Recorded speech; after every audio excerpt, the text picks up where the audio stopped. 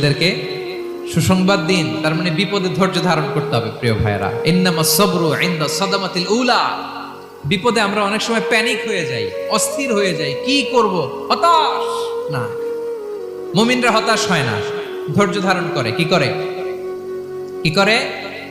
ধৈর্য ধারণ করার শক্তি দাও গো মেহেরবান আমায়, দাও গো মেহেরবান। পড়েন, ধৈর্য ধারণ করার শক্তি দাও গো মেহেরবান আমায়, দাও গো মেহেরবান। সবাই বলুন একসাথে, ধৈর্য ধারণ করার শক্তি দাও গো মেহেরবান আমায়, দাও গো মেহেরবান।